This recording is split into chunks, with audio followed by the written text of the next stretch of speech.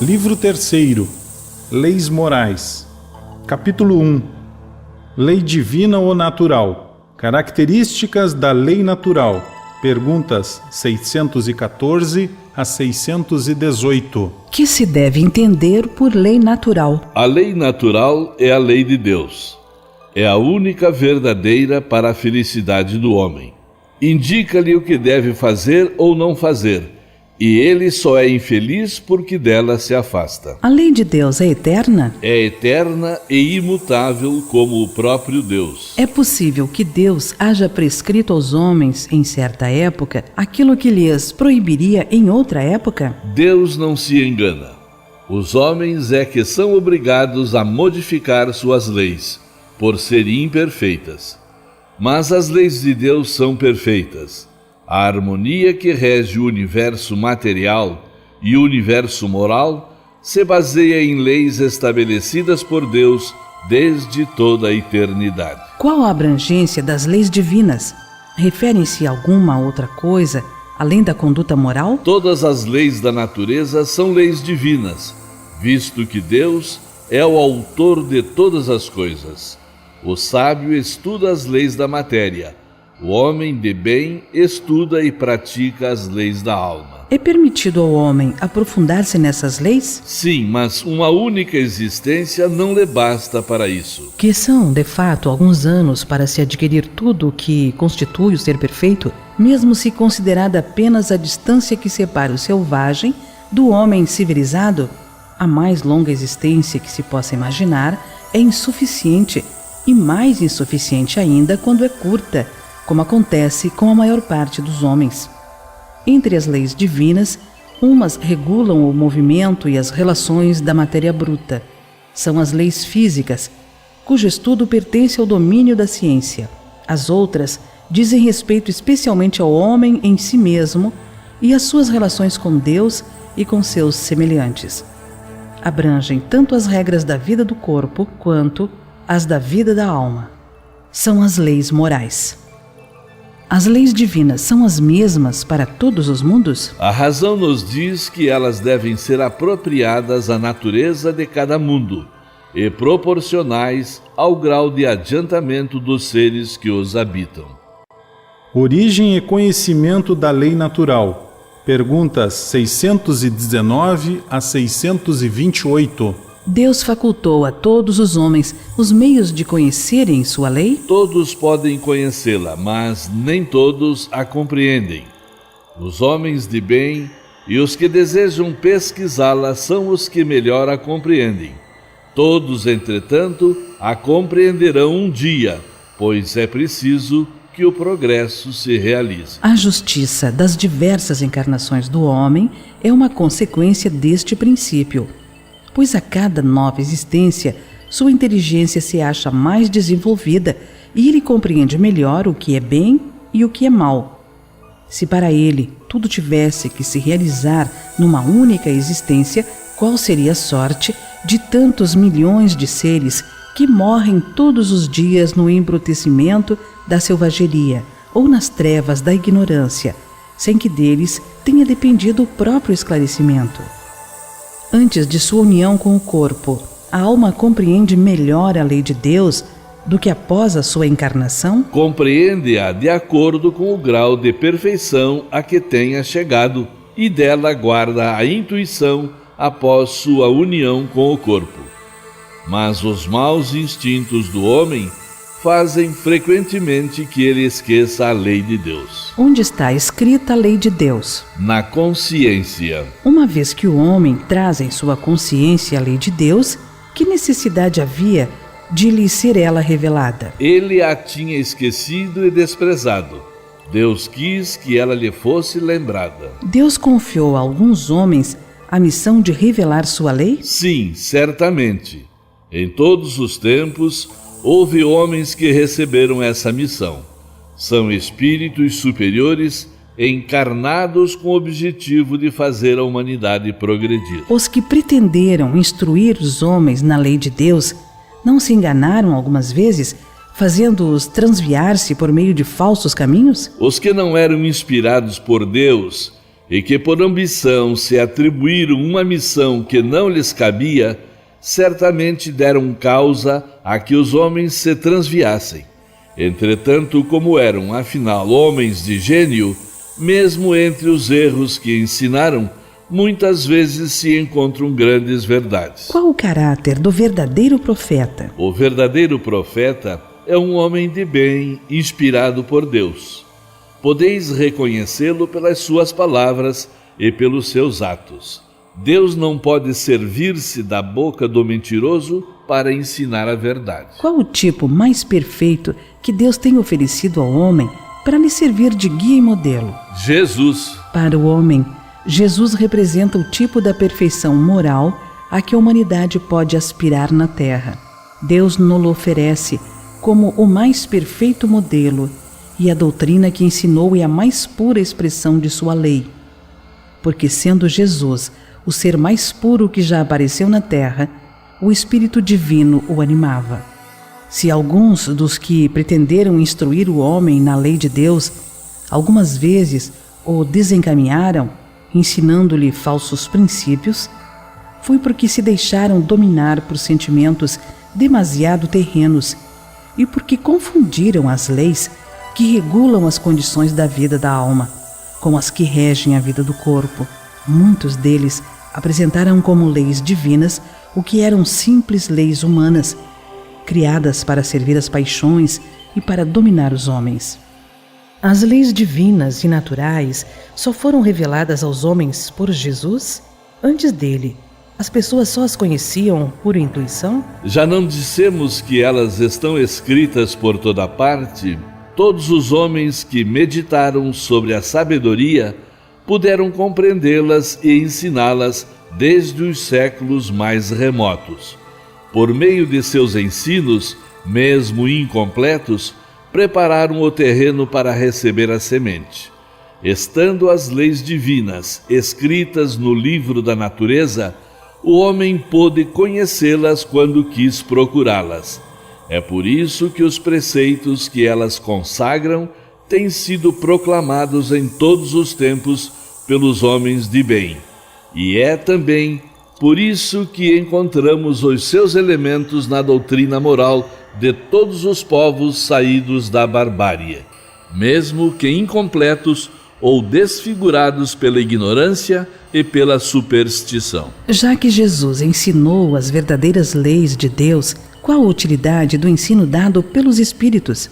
Terão eles mais alguma coisa a nos ensinar? Muitas vezes, a palavra de Jesus era alegórica e em forma de parábolas, porque ele falava de acordo com a época e os lugares. Agora, é preciso que a verdade seja inteligível para todos. É necessário explicar e desenvolver aquelas leis, já que pouquíssimos são os que as compreendem e menos ainda os que as praticam. Nossa missão é abrir os olhos e os ouvidos de todos para confundir os orgulhosos e desmascarar os hipócritas, que da religião e da virtude só guardam a aparência, a fim de ocultarem suas torpezas. O ensino dos Espíritos deve ser claro e sem equívocos, de sorte que ninguém possa alegar ignorância e todos possam julgá-lo e apreciá-lo com a razão. Estamos incumbidos de preparar o reino do bem anunciado por Jesus. Daí a necessidade de que ninguém possa interpretar a lei de Deus ao sabor de suas paixões, nem falsear o sentido de uma lei toda de amor e de caridade. Porque nem sempre a verdade foi colocada ao alcance de todos. É necessário que cada coisa venha a seu tempo. A verdade é como a luz. É preciso habituar-se a ela pouco a pouco, senão ela ofusca. Deus jamais permitiu que o homem recebesse comunicações tão completas e instrutivas como as que hoje lhe são dadas. Havia na antiguidade, como sabeis, alguns indivíduos que tinham a posse do que consideravam uma ciência sagrada e da qual faziam mistério para aqueles que eram tidos como profanos. pelo que conheceis das leis que regem esses fenômenos, deveis compreender que eles recebiam apenas algumas verdades esparsas, dentro de um conjunto equívoco e, na maioria dos casos, emblemático. Entretanto, para o homem estudioso, não há nenhum sistema antigo de filosofia, nenhuma tradição, nenhuma religião a menosprezar, porque todos encerram germens de grandes verdades que, embora pareçam contraditórias entre si, já que estão dispersas em meio a acessórios sem fundamento, são facilmente coordenáveis, graças à chave que o Espiritismo vos dá de uma infinidade de coisas que até aqui vos pareciam sem razão alguma, e cuja realidade está hoje demonstrada de maneira incontestável. Não deixeis de tirar temas de estudo desses materiais.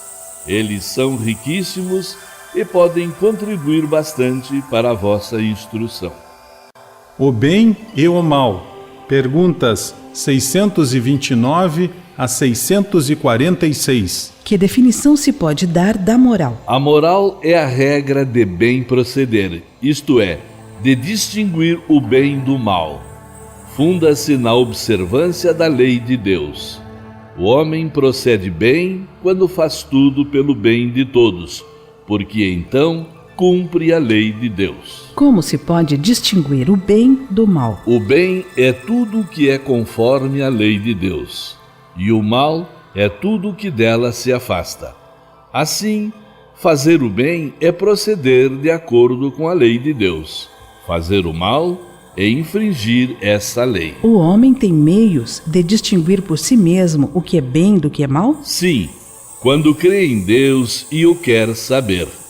Deus lhe deu a inteligência para distinguir um do outro. Por estar sujeito ao erro, o homem não pode enganar-se na apreciação do bem e do mal e crer que faz o bem quando na realidade faz o mal? Jesus vos disse: vede o que gostaríeis que vos fizessem ou não vos fizessem.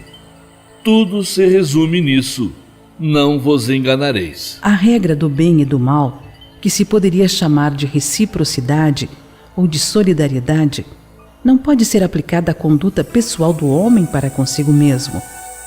Achará ele na lei natural a regra dessa conduta e um guia seguro? Quando comeis em excesso, isso vos faz mal.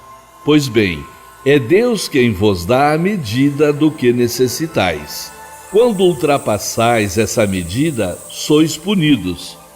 Dá-se o mesmo em tudo. A lei natural traça para o homem o limite de suas necessidades.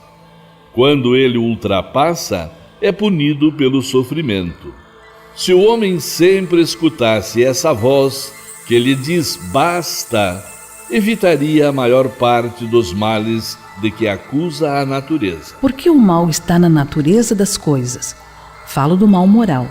Deus não podia ter criado a humanidade em melhores condições? Já te dissemos, os espíritos foram criados simples e ignorantes. Deus deixa ao homem a escolha do caminho. Tanto pior para ele se toma o mau caminho. Sua peregrinação será mais longa. Se não existissem montanhas, o homem não compreenderia que se pode subir e descer. E se não existisse rochas, não compreenderia que há corpos duros. É preciso que o espírito adquira experiência, e para isso é necessário que conheça o bem e o mal. Eis porque existe a união do espírito e do corpo. As diferentes posições sociais criam novas necessidades que não são as mesmas para todos os homens. Não fica parecendo que a lei natural não constitui regra uniforme? Essas diferentes posições estão na natureza das coisas e segundo a lei do progresso. Isto não impede a unidade da lei natural que se aplica a tudo. As condições da existência do homem mudam de acordo com os tempos e os lugares, resultando para ele necessidades diferentes e posições sociais apropriadas a essas necessidades. Já que essa diversidade está na ordem das coisas, ela é conforme a lei de Deus, lei que não deixa de ser una em seu princípio. Cabe à razão distinguir as necessidades reais das necessidades artificiais ou convencionais. O bem e o mal são absolutos para todos os homens? A lei de Deus é a mesma para todos, mas o mal depende principalmente da vontade que se tenha de o praticar. O bem é sempre o bem, e o mal é sempre o mal, seja qual for a posição do homem. A diferença está no grau de responsabilidade. Será culpado o selvagem que, cedendo ao seu instinto, se alimenta de carne humana? Eu disse que o mal depende da vontade. Pois bem, o homem é tanto mais culpado quanto melhor sabe o que faz. As circunstâncias dão relativa gravidade ao bem e ao mal. Muitas vezes o homem comete faltas que, embora decorrentes da posição em que a sociedade o colocou, não são menos repreensíveis, mas a sua responsabilidade é proporcional aos meios de que ele dispõe para compreender o bem e o mal. É por isso que o homem esclarecido que comete uma simples injustiça é mais culpado aos olhos de Deus do que o selvagem ignorante que se entrega aos seus instintos. Parece, às vezes, que o mal é uma consequência da força das coisas. Tal, por exemplo, em certos casos, a necessidade de destruição, até mesmo do nosso semelhante. Pode-se dizer, então, que há infração da lei de Deus? Embora necessário, o mal não deixa de ser o mal. Mas essa necessidade desaparece à medida que a alma se depura, passando de uma existência a outra. Então o homem se torna mais culpado quando o comete porque melhor o compreende. O mal que cometemos não resulta muitas vezes da posição em que os outros homens nos colocaram? Quais são, nesse caso, os mais culpados? O mal recai sobre aquele que foi o seu causador. Assim, o homem que é levado a praticar o mal pela posição em que seus semelhantes o colocaram é menos culpado do que aqueles que causaram esse mal, porque cada um será punido não só pelo mal que haja feito, mas também pelo mal que tenha provocado. Aquele que não pratica o mal, mas que se aproveita do mal praticado por outrem, é tão culpado quanto este? É como se houvesse praticado. Aproveitar do mal é participar do mal. Talvez tivesse recuado diante da ação, mas se tira partido do mal por encontrá-lo realizado, é que o aprova e o teria praticado se pudesse ou se tivesse ousado. O desejo do mal é tão repreensível quanto o próprio mal? Conforme. Há virtude em resistir-se voluntariamente ao mal que se deseja praticar, sobretudo quando se tem a possibilidade de satisfazer a esse desejo. Se, porém, faltou apenas ocasião para isso, o homem é culpado. Para agradar a Deus e assegurar a sua posição futura, bastará que o homem não pratique o mal? Não. É preciso que faça o bem no limite de suas forças, pois cada um responderá por todo o mal que haja resultado de não haver praticado o bem. Haverá pessoas que, por sua posição, não tenham possibilidade de fazer o bem? Não há ninguém que não possa fazer o bem. Somente o egoísta nunca encontra oportunidade de o praticar. Basta que se esteja em relação com outros homens para se ter ocasião de fazer o bem. E cada dia da existência oferece essa possibilidade a quem não estiver cego pelo egoísmo. Fazer o bem não consiste somente em ser caridoso, mas em ser útil na medida do possível, toda vez que o auxílio se fizer necessário. O meio em que certos homens se acham colocados não constitui para eles a fonte principal de muitos vícios e crimes? Sim, mas ainda há uma prova que o Espírito escolheu quando em liberdade. Ele quis se expor à tentação para ter o mérito da resistência. Quando o homem se acha, de certo modo, mergulhado na atmosfera do vício, o mal não se torna para ele um arrastamento quase irresistível? Arrastamento, sim. Irresistível, não. porque mesmo dentro dessa atmosfera viciosa, podeis encontrar algumas vezes grandes virtudes. São espíritos que tiveram a força de resistir e que ao mesmo tempo receberam a missão de exercer boa influência sobre os seus semelhantes. O mérito do bem que se faz está subordinado a certas condições? Em outras palavras, há diferentes graus no mérito do bem? O mérito do bem está na dificuldade em praticá-lo. Não há mérito algum em fazer o bem sem esforço e quando nada custa. Deus leva mais em conta o pobre que reparte o seu único pedaço de pão do que o rico que apenas dá do que lhe sobra. Jesus já disse isto a propósito do óbolo da viúva. Divisão da lei natural. Perguntas 647 e 648. Toda a lei de Deus está contida na máxima do amor ao próximo ensinada por Jesus? Certamente essa máxima encerra todos os deveres dos homens uns para com os outros.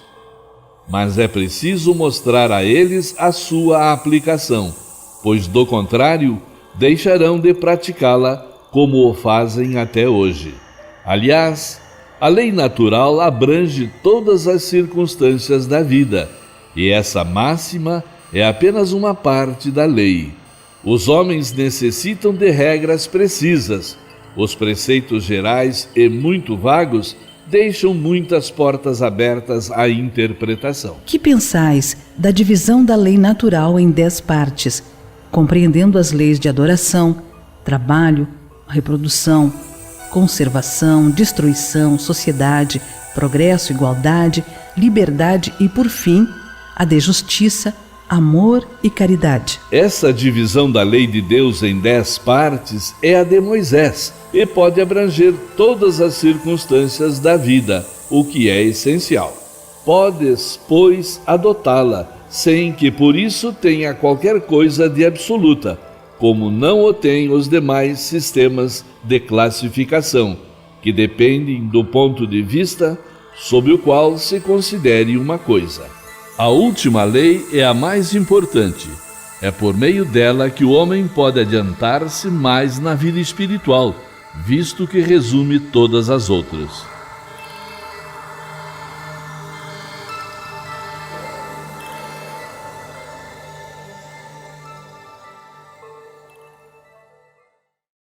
Adoração exterior. Perguntas 653 a 656. A adoração necessita de manifestações exteriores? A verdadeira adoração é a do coração. Em todas as vossas ações, lembrai-vos sempre de que o Senhor vos observa. A adoração exterior é útil? Sim, se não for um vão simulacro. É sempre útil dar um bom exemplo. Porém, os que somente o fazem por afetação e amor próprio, mas cuja conduta desmente sua aparente piedade, dão mau exemplo e fazem mais mal do que supõem. Deus tem preferência pelos que o adoram desta ou daquela maneira? Deus prefere os que o adoram do fundo do coração, com sinceridade, fazendo o bem e evitando o mal, aos que julgam honrá-lo com cerimônias que não os tornam melhores para com os seus semelhantes. Todos os homens são irmãos e filhos de Deus. Ele chama a si todos os que seguem suas leis, qualquer que seja a forma pela qual se exprimam. É hipócrita todo aquele cuja piedade é apenas aparente, dá mau exemplo aquele cuja adoração é falsa e está em contradição com a própria conduta. Aquele que professa adorar o Cristo, mas que é orgulhoso, invejoso e ciumento, duro e implacável para com o próximo, ou ambicioso dos bens deste mundo, eu vos declaro que só tem a religião nos lábios e não no coração. Deus que tudo vê dirá: aquele que conhece a verdade é 100 vezes mais culpado do mal que faz do que o selvagem e ignorante do deserto, e como tal, será tratado no dia da justiça. Se um cego vos derruba ao passar, vós o desculpais. Contudo, se for um homem que enxerga perfeitamente, reclamareis, e com razão. Não pergunteis, pois, se há uma forma de adoração mais conveniente, pois equivaleria a perguntar se é mais agradável a Deus ser adorado num idioma do que em outro.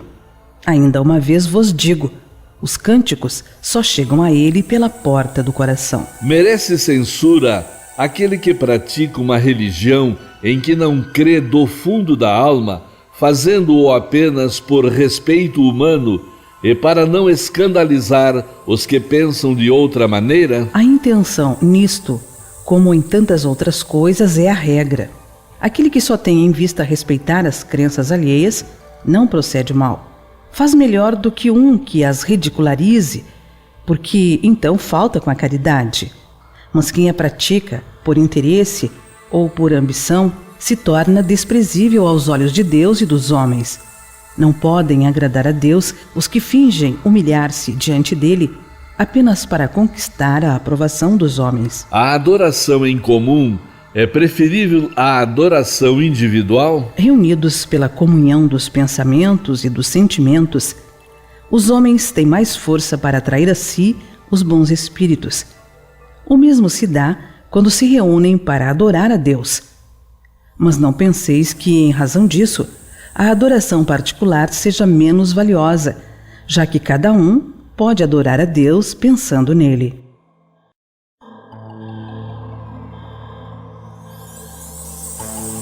Capítulo 2. A lei de adoração. Objetivo da adoração.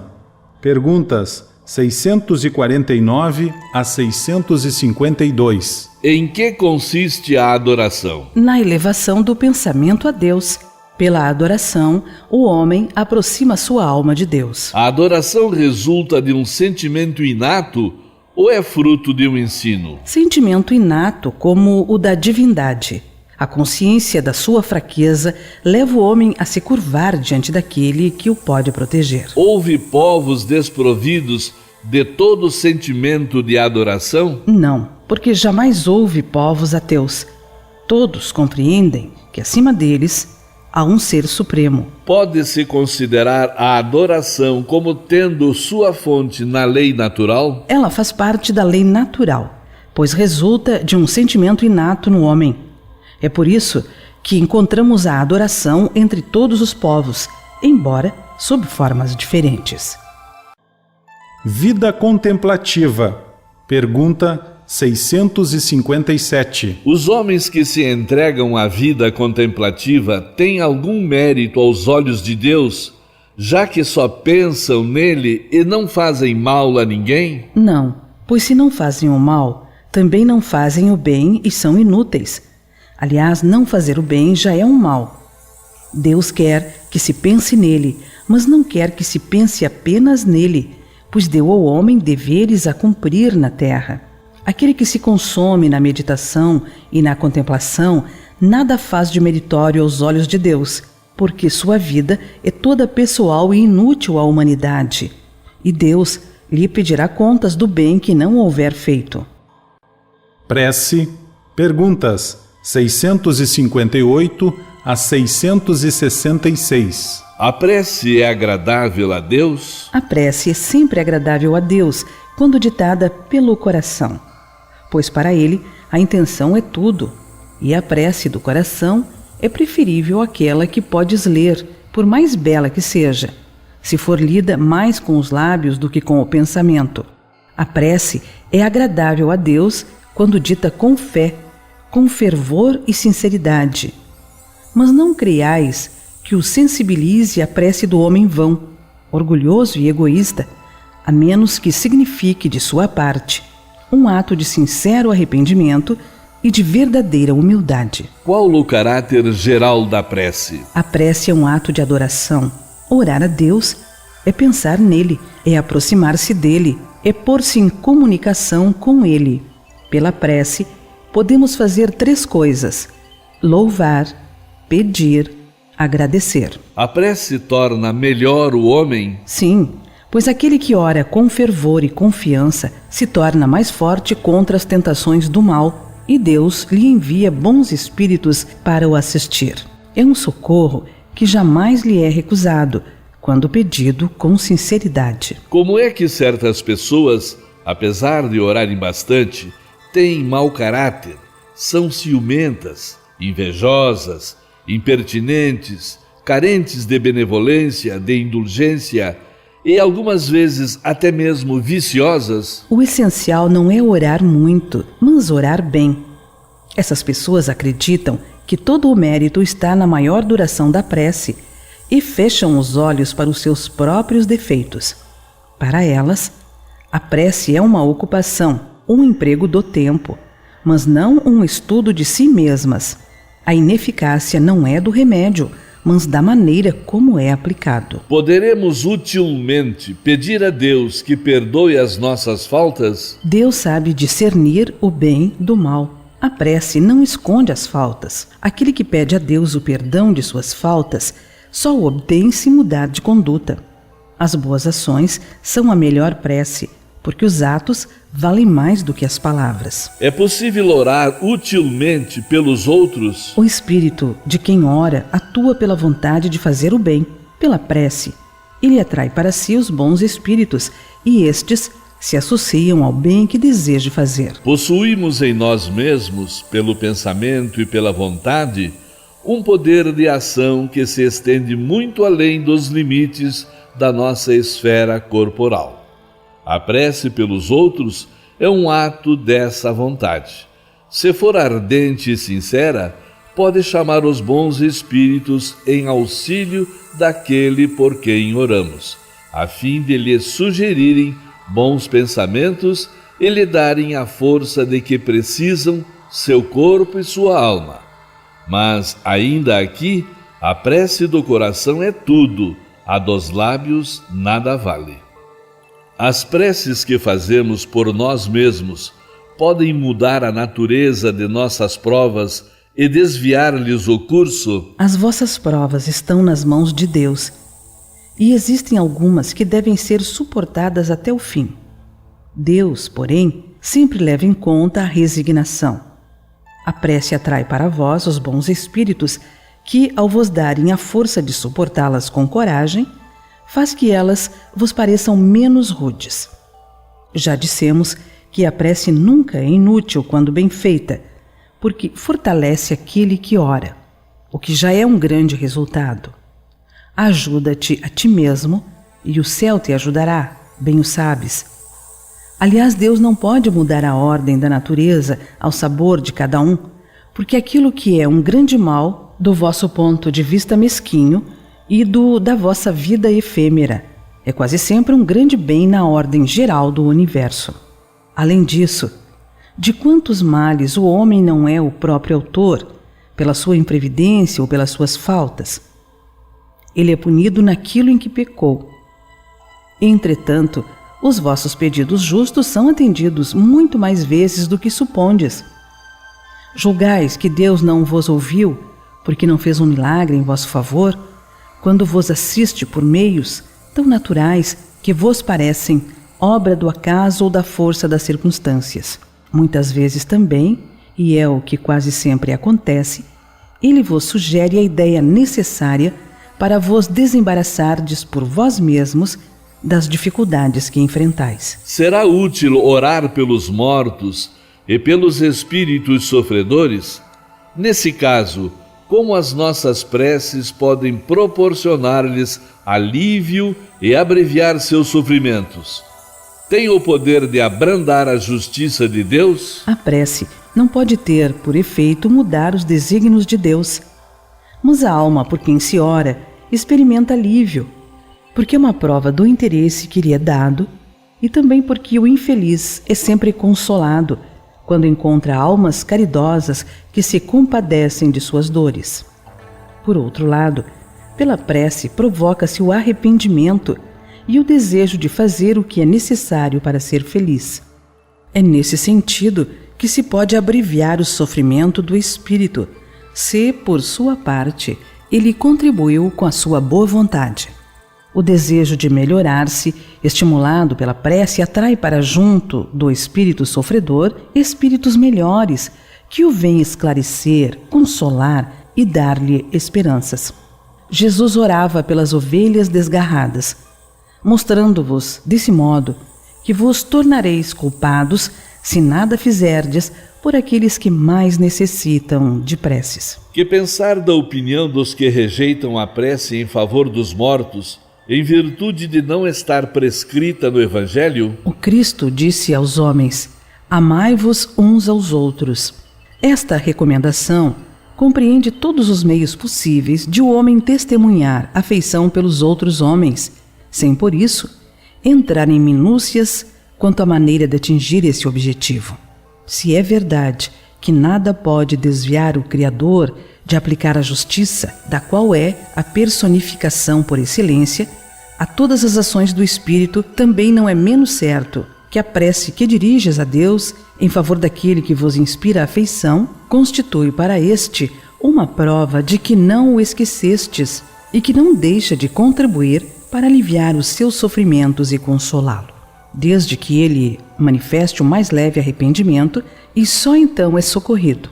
Contudo, jamais ignora que uma alma simpática se ocupou com ele, despertando-lhe a doce crença de que a intercessão dessa alma lhe foi útil. Daí resulta necessariamente, de sua parte, um sentimento de gratidão e de afeto por aquele que lhe deu essa prova de afeição ou de piedade. Consequentemente, o amor que o Cristo recomendava aos homens só vai aumentar entre eles. Ambos, pois, obedeceram à lei de amor e de união de todos os seres, lei divina, que deve conduzir à unidade, que é o objetivo e a finalidade do Espírito. Pode-se orar aos Espíritos? Pode-se orar aos bons Espíritos como sendo os mensageiros de Deus e os executores de suas vontades. Mas o poder deles é proporcional à superioridade que hajam alcançado e depende sempre do Senhor de todas as coisas, sem cuja permissão nada se faz. É por isso que as preces que lhes dirigimos só são eficazes se forem aceitas por Deus.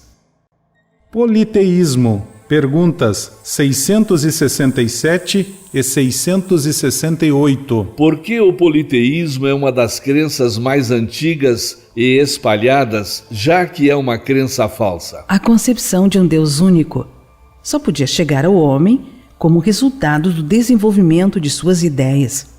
Incapaz, pela sua ignorância, de conceber um ser imaterial, sem forma determinada, atuando sobre a matéria, o homem lhe conferiu os atributos da natureza corpórea, isto é, uma forma e uma figura, e desde então, tudo o que lhe parecia ultrapassar os limites da inteligência comum era para ele uma divindade. Tudo o que não compreendia devia ser obra de um poder sobrenatural. Daí a crer em tantas potências distintas quanto os efeitos que observava. Não havia senão um passo.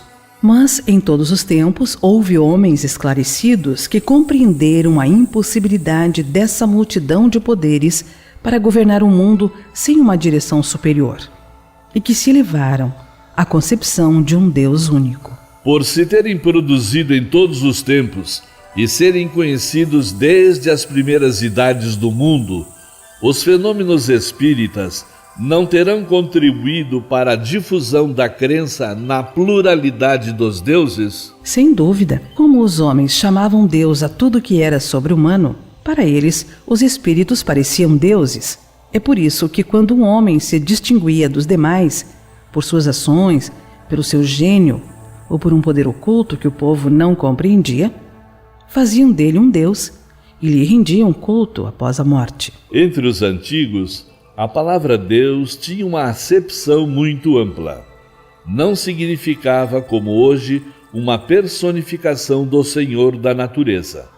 Era uma qualificação genérica que se dava a todo o ser colocado acima das condições da humanidade.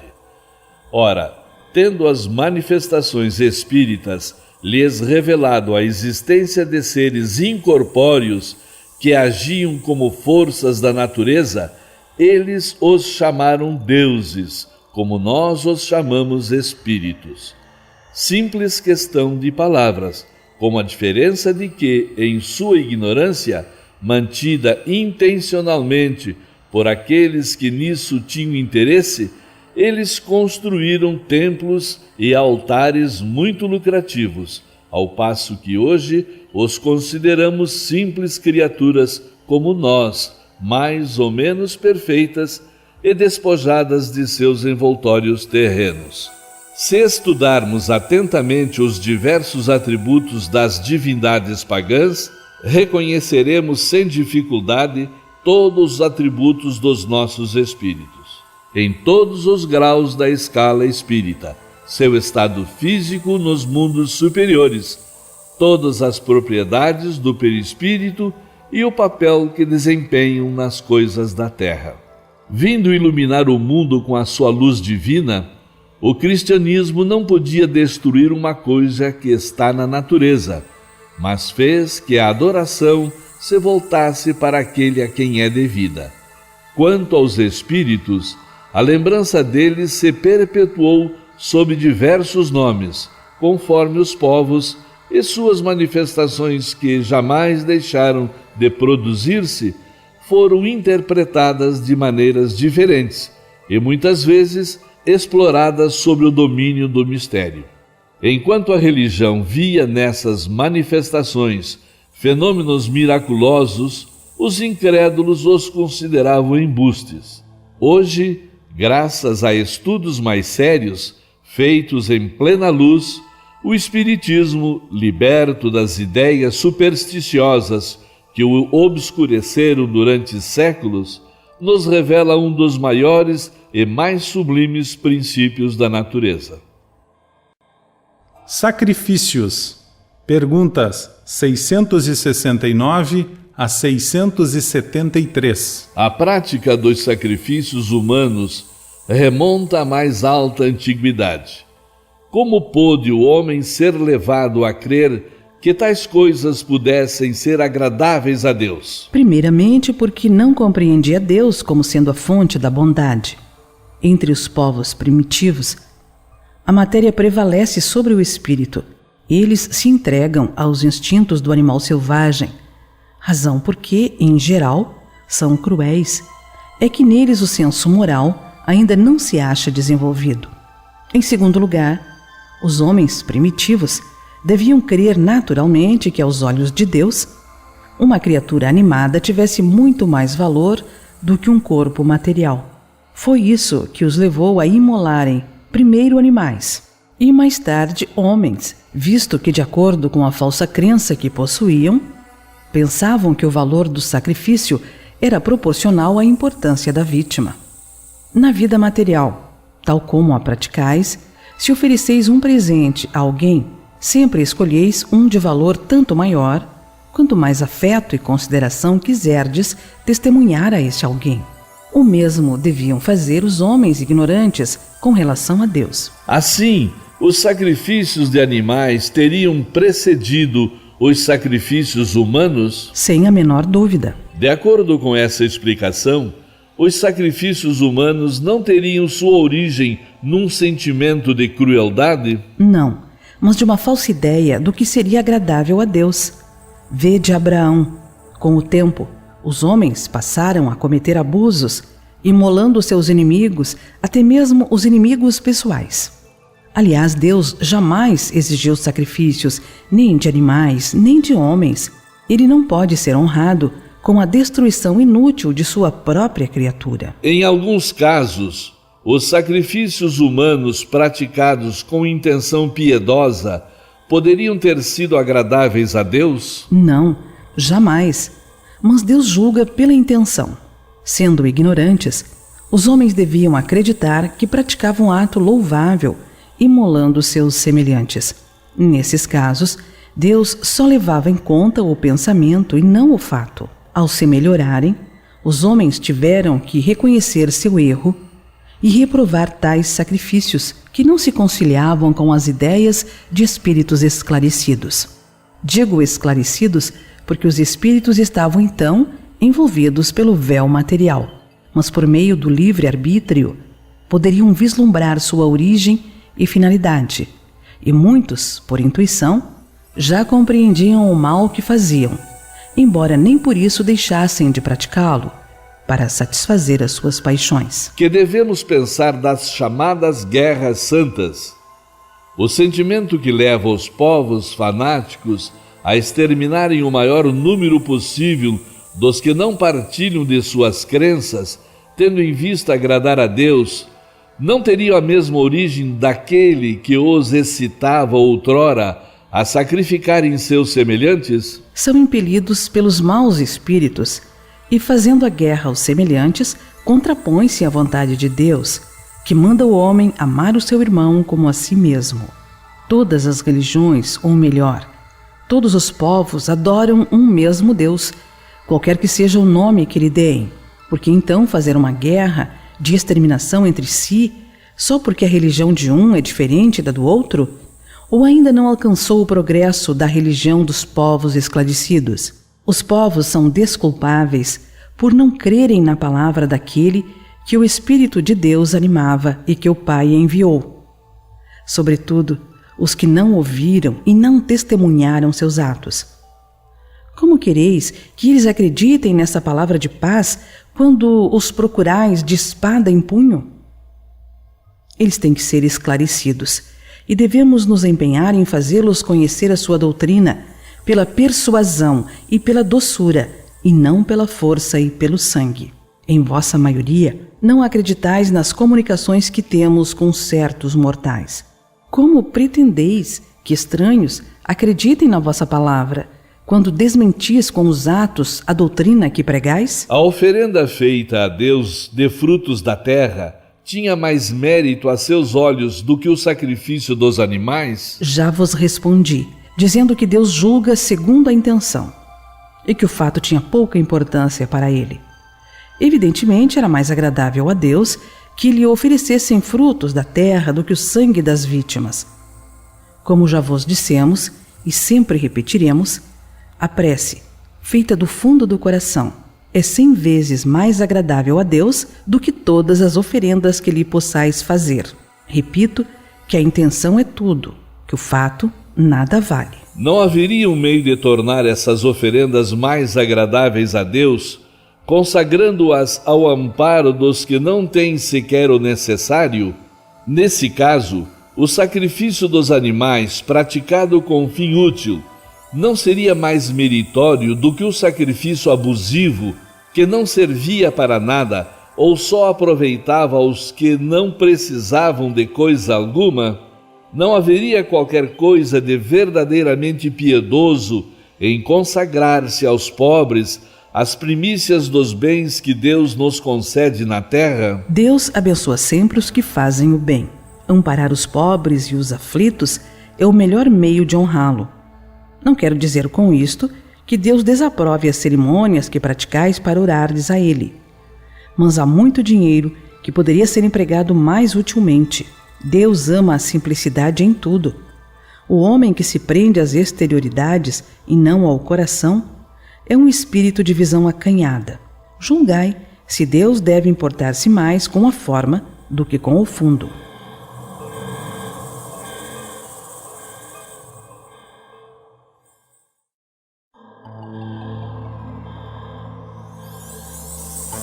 Capítulo 3. Lei do Trabalho.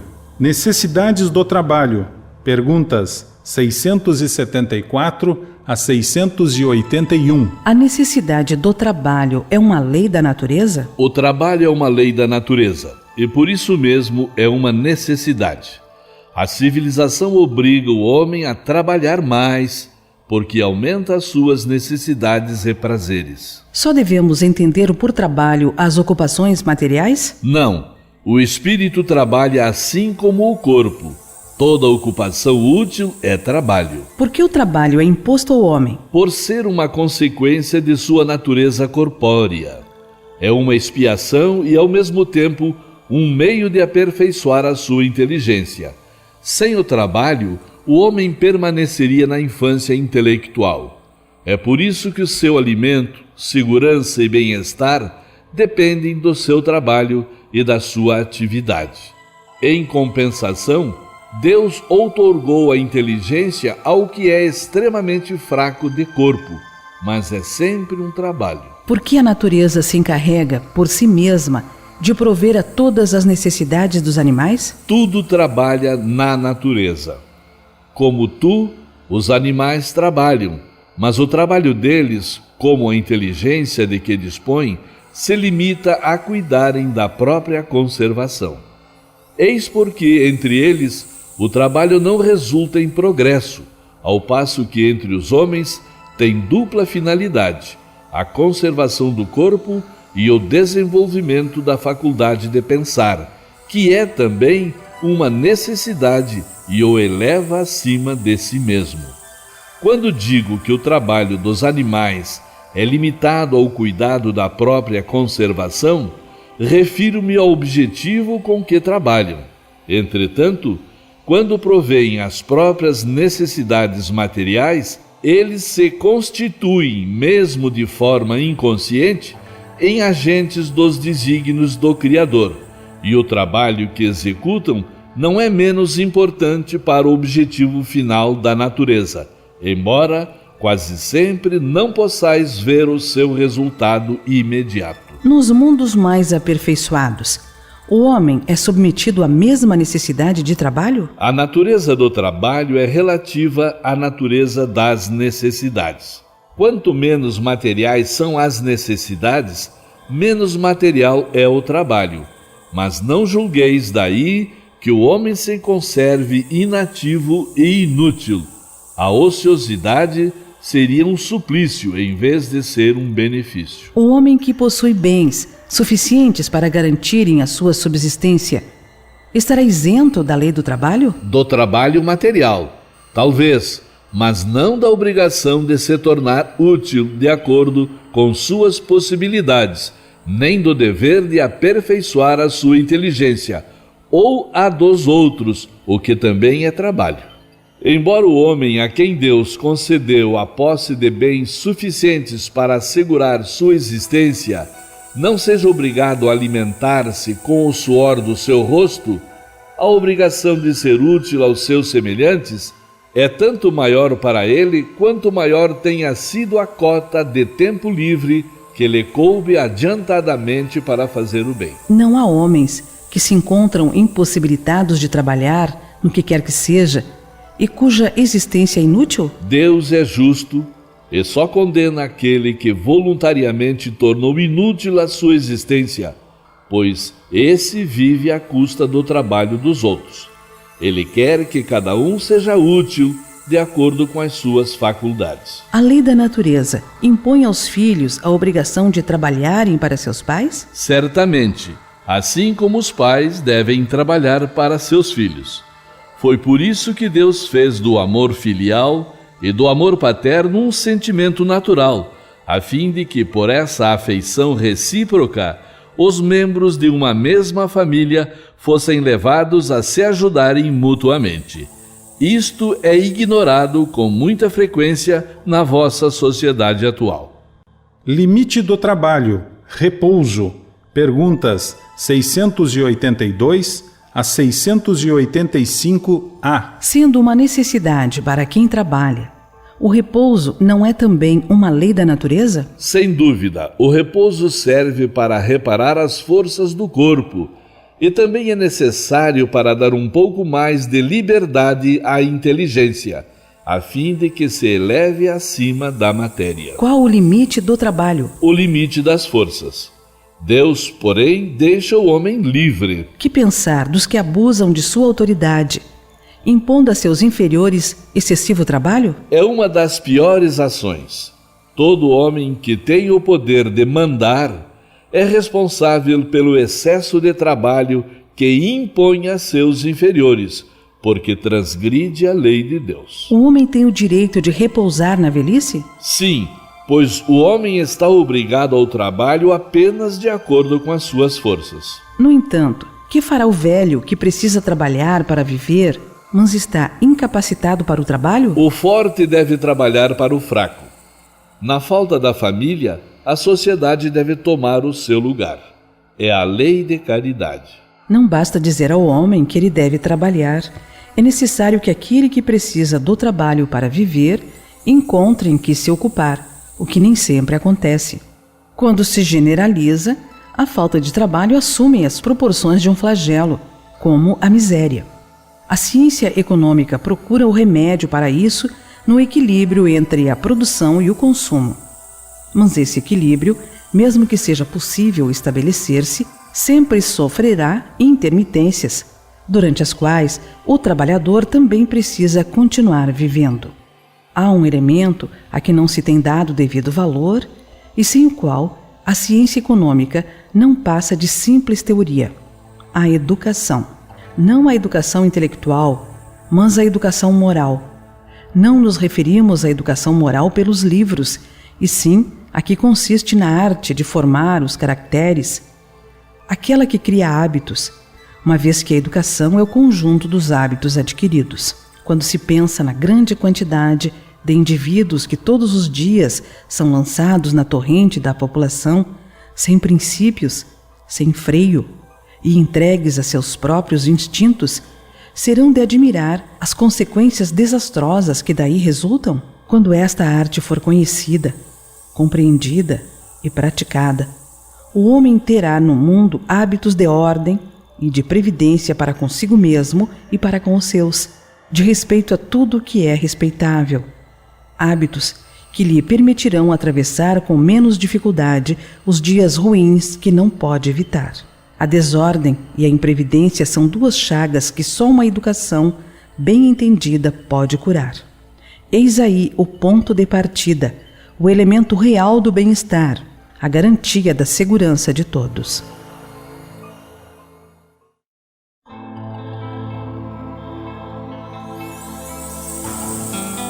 Capítulo 4. Lei de reprodução. População do globo.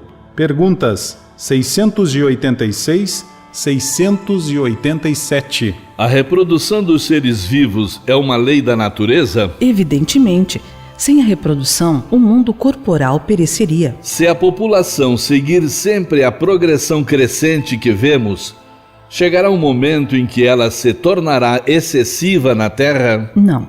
Deus a isso provê e mantém sempre o equilíbrio. Ele nada faz de inútil. O homem que apenas vê um ângulo do quadro da natureza não pode julgar da harmonia do conjunto.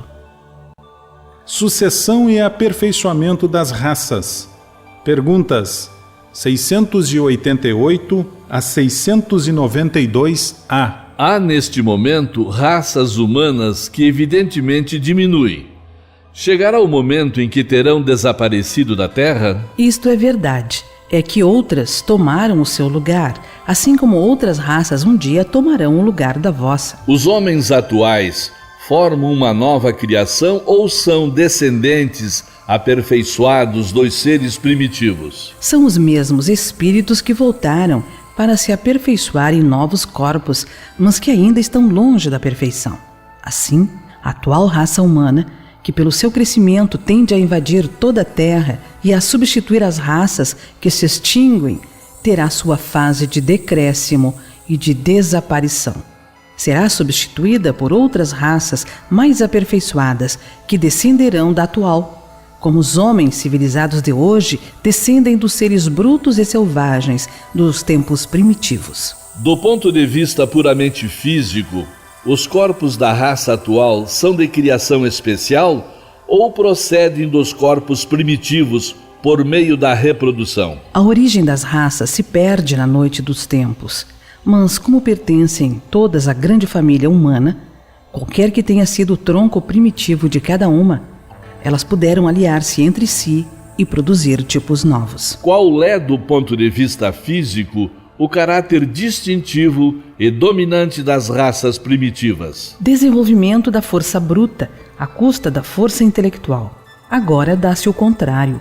O homem faz mais pela inteligência do que pela força física e, não obstante, faz 100 vezes mais, porque soube tirar proveito das forças da natureza, o que não conseguem os animais. O aperfeiçoamento das raças animais e vegetais pela ciência é contrário à lei natural? Seria mais conforme a essa lei deixar que as coisas seguissem seu curso normal? Tudo se deve fazer para chegar à perfeição, e o próprio homem é um instrumento de que Deus se serve para atingir os seus propósitos.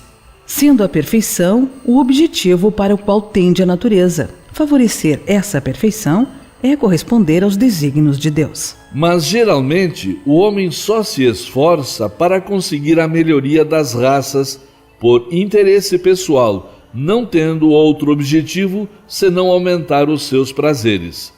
Isso não lhe diminui o mérito? Que importa que seu merecimento seja nulo, contanto que o progresso se realize? Cabe a ele, pela intenção, tornar meritório o seu trabalho. Aliás, por meio desse trabalho, ele exerce e desenvolve a inteligência, e é sob esse aspecto que tira maior proveito.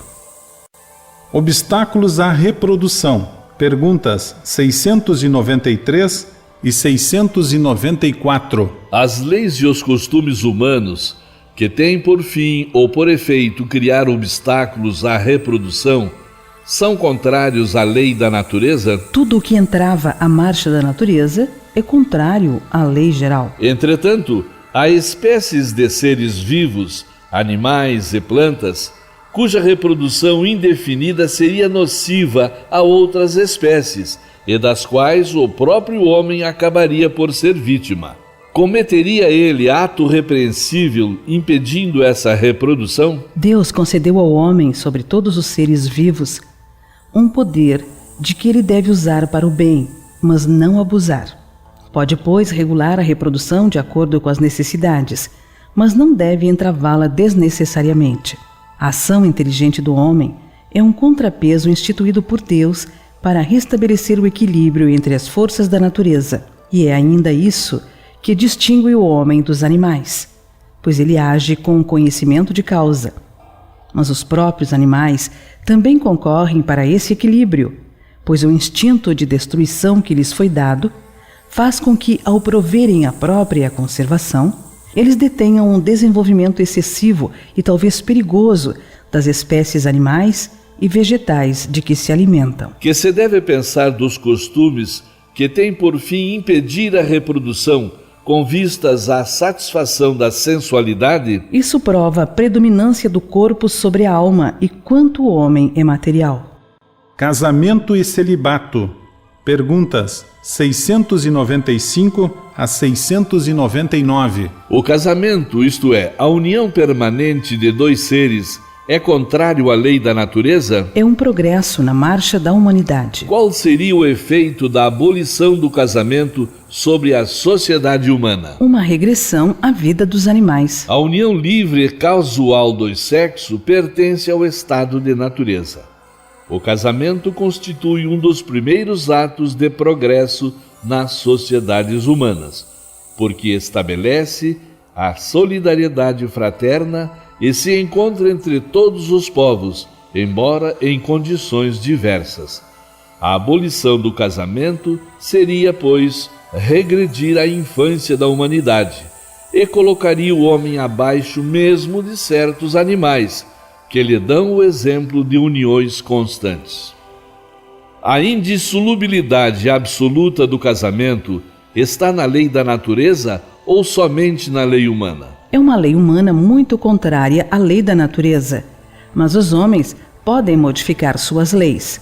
Só as leis da natureza são imutáveis. O celibato voluntário é um estado de perfeição meritório aos olhos de Deus? Não, e os que assim vivem, por egoísmo, desagradam a Deus e enganam a todos. O celibato voluntário não representa um sacrifício que fazem certas pessoas com o fim de se dedicarem mais inteiramente ao serviço da humanidade? Isso é muito diferente, eu disse por egoísmo. Todo sacrifício pessoal é meritório quando feito para o bem. Quanto maior o sacrifício, tanto maior o mérito. Deus não pode contradizer-se, nem achar ruim o que ele próprio fez. Não pode, pois, ver mérito algum na violação de sua lei. Mas, se o celibato em si mesmo não é um estado meritório, o mesmo não sucede quando constitui, pela renúncia às alegrias da família, um sacrifício praticado em favor da humanidade. Todo sacrifício pessoal, tendo em vista o bem e sem qualquer ideia egoísta, eleva o homem acima da sua condição material.